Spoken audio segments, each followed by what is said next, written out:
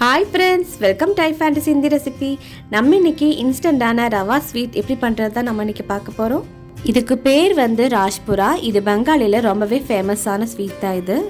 ஈஸியான ஸ்வீட் செய்யணும்னு ஆசை இருந்துச்சுன்னா நீங்க வீட்ல இருக்க ரவை வச்சு இந்த ஜூஸியான டேஸ்டியான ஸ்வீட் செஞ்சு அசத்துங்க. இப்போ வாங்க ஃப்ரெண்ட்ஸ், வீடியோக்குள்ளே போய் இந்த ரெசிபி எப்படி செய்யறதுன்னு பார்க்கலாம். அதுக்கு முன்னாடி என்னோட இந்த சேனலை சப்ஸ்கிரைப் பண்ணாதீங்க இருந்தீங்கன்னா கீழே இருக்க சப்ஸ்கிரைப் பட்டனையும் பக்கத்தில் இருக்கிற பெல் பட்டனையும் ப்ரெஸ் பண்ணிக்கோங்க. வாங்க வீடியோக்குள்ளே போகலாம். ஃபஸ்ட்டு இந்த ரெசிபி ரெடி பண்ணுறதுக்காக ஒரு கடாயில் 1 டேபிள் ஸ்பூன் அளவுக்கு நம்ம நெய் சேர்த்துக்கலாம். நெய் நல்ல சூடானதுக்கப்புறமா இது கூட 1/2 கப் அளவுக்கு ரவை சேர்த்துக்கோங்க. நீங்கள் வறுத்த ரவை வறுக்காத ரவை நீங்கள் எது வேணாலும் நீங்கள் சேர்த்துக்கலாம். இப்போது ஒரு 5 நிமிஷம் மீடியம் ஃப்ளேமில் வச்சுட்டு ரவை வந்து நல்லா வறுத்து எடுத்துக்கோங்க. இப்போது ரவை வந்து நல்லா வறுபட்டுருச்சு. இப்போ இது கூட காய்ச்சி ஆற வச்ச பால் வந்து ஒரு 3/4 கப் அளவுக்கு சேர்த்துக்கலாம்.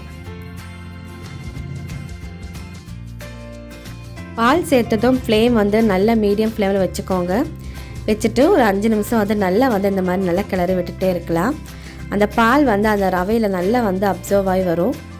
5 நிமிஷத்துக்கு அப்புறமா அந்த பால் வந்து அந்த ரவையில் வந்து நல்லா அப்சர்வ் ஆகி நல்லா திக்கான பதத்தில் வரும். இப்போ பாருங்கள், ரவை வந்து நல்லா திக்காகி வந்துருச்சு. இந்த ஸ்டேஜில் நம்ம ஃப்ளேம் ஆஃப் பண்ணிடலாம். இப்போ ஒரு பிளேட்டில் சேர்த்துக்கலாம். சேர்த்துட்டு இது ஒரு ஓரமாக இருக்கட்டும். இது ஆறதுக்குள்ளே இதுக்கு தேவையான சர்க்கரை பாவு ரெடி பண்ணி எடுத்துடலாம். இப்போ ஒரு கடாயில் 1 கப் அளவுக்கு நம்ம சுகர் சேர்த்துக்கலாம். சேர்த்துட்டு அதே அளவில் ஒரு கப்பில் வந்து நம்ம தண்ணி சேர்த்துக்கலாம். 1 கப்பு சர்க்கரைக்கு 1 கப்பு தண்ணி வந்து கரெக்டான அளவாக இருக்கும். இப்போ நல்லா கலந்து விட்டுக்கலாம்.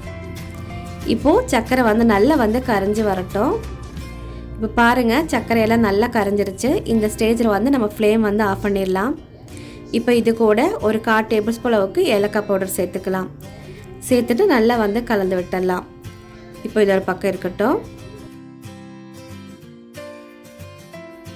இப்போது நம்ம பிளேட்டில் சேர்த்து வச்சுக்க ரவை வந்து நல்லா சூடு ஆறிடுச்சு. இப்போது நாம் நல்லா பிசைஞ்சு விட்டுக்கலாம். நம்ம சப்பாத்தி மாவு எந்த அளவுக்கு நல்லா சாஃப்டாக பிசையுமோ அந்த அளவுக்கு நல்லா சாஃப்டாக பிசைஞ்சு எடுத்துக்கோங்க. அப்போ தான் அந்த rasbora நல்லா சாஃப்டாக நல்லா ஜூஸியாக வரும்.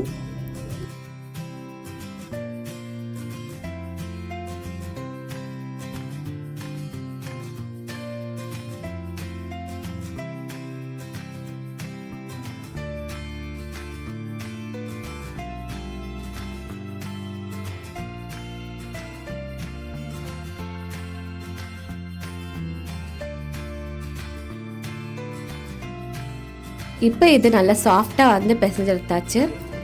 இப்போ இது கூட 2 டேபிள் ஸ்பூன் அளவுக்கு நம்ம பால் பவுடர் சேர்த்துக்கலாம். இப்போ இதில் காய்ச்சி ஆற வச்ச பால் வந்து 2 டேபிள் ஸ்பூன் அளவுக்கு சேர்த்துக்கலாம்.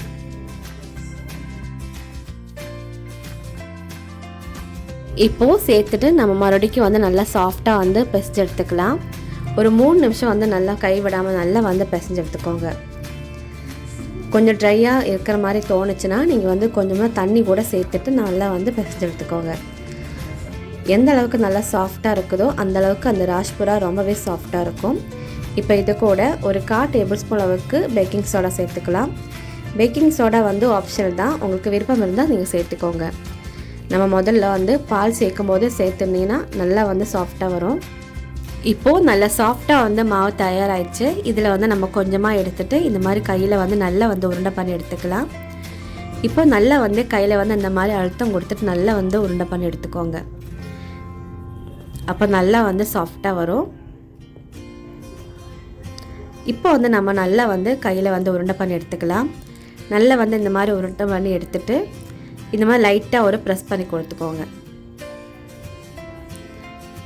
இந்த மாதிரி நல்லா இந்த மாதிரி மேலாக ஒரு அழுத்தம் கொடுத்து எடுக்கும்போது நல்ல ஒரு ஷேப் கிடைக்கும். இதே மாதிரி நம்ம மீதி இருக்கிற மாவு ரெடி பண்ணி எடுத்துக்கலாம். நல்லா அழுத்தம் கொடுத்து பிசையும் போது அந்த மாவு பிரிஞ்சு போகாமல் இருக்கும். இப்போ பாருங்கள், நம்ம எல்லா மாவும் இதே மாதிரி நம்ம ரெடி பண்ணி எடுத்துட்டோம். இப்போ நம்ம ஃப்ரை பண்ணி எடுத்துக்கலாம். இப்போ ஒரு கடாயில் எண்ணெய் சேர்த்துட்டு எண்ணெய் நல்லா சூடானதுக்கப்புறமா ஃப்ளேம் நல்லா கம்மி பண்ணிக்கோங்க. இப்போ நம்ம ஒவ்வொன்றா சேர்த்துட்டு நம்ம மீடியம் ஃப்ளேமில் வச்சுட்டு நம்ம ஃப்ரை பண்ணி எடுத்துக்கலாம். இப்போது மாவு உருண்டைகளை சேர்த்ததுக்கப்புறமா ஒரு நிமிஷம் வந்து அப்படியே வந்து மீடியம் ஃப்ளேமில் நல்லா ஃப்ரை ஆகட்டும். அதுக்கப்புறமா நம்ம வந்து மெல்ல வந்து திருப்பி விட்டுக்கலாம். நம்ம உடனே திருப்பி விடும்போது அந்த ரவை வந்து சீக்கிரம் அப்படி பிரிஞ்சு வர ஆரம்பிச்சிடும். பாருங்க, நல்லா வந்து அடியில் வந்து நல்லா வெந்து வந்துருச்சு. இப்போ நம்ம கொஞ்சம் கொஞ்சமாக திருப்பி விடலாம். நம்ம திருப்பி விடும்போது நல்லா பார்த்து தான் திருப்பி விடணும்.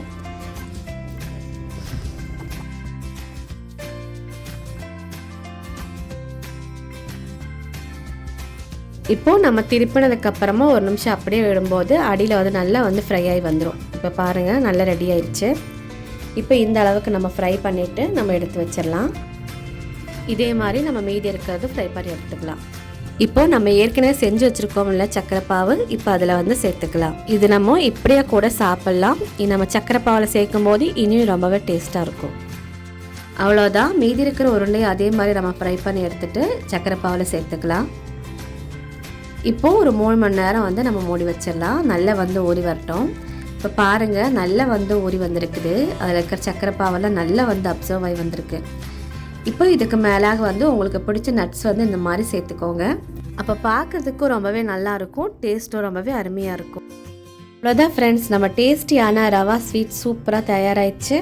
நீங்களே பார்த்தீங்களா, ரொம்பவே ஈஸியாக வந்து நம்ம ரெடி பண்ணி எடுத்துட்டோம். டேஸ்ட்டும் அதே போல் ரொம்பவே அருமையாக இருக்கும். இது குழந்தைங்கள்ந்து பெரியவங்க வரைக்கும் எல்லாருமே கேட்டு வாங்கி சாப்பிடுவாங்க. இந்த அருமையான ராஸ்பரா ஸ்வீட் எல்லாருக்கும் பிடிச்சிருக்குன்னு நினைக்கிறேன். இந்த ரெசிபி எல்லாருக்கும் பிடிச்சிருக்குன்னு நினைக்கிறேன். பிடிச்சிருந்துச்சுன்னா லைக் பண்ணுங்கள், ஷேர் பண்ணுங்கள். கீழே இருக்க சப்ஸ்கிரைப் பட்டனையும் பக்கத்தில் இருக்கிற பெல் பட்டனையும் ப்ரெஸ் பண்ணிக்கோங்க. அஸ்ஸலாமு அலைக்கும். தேங்க்யூ.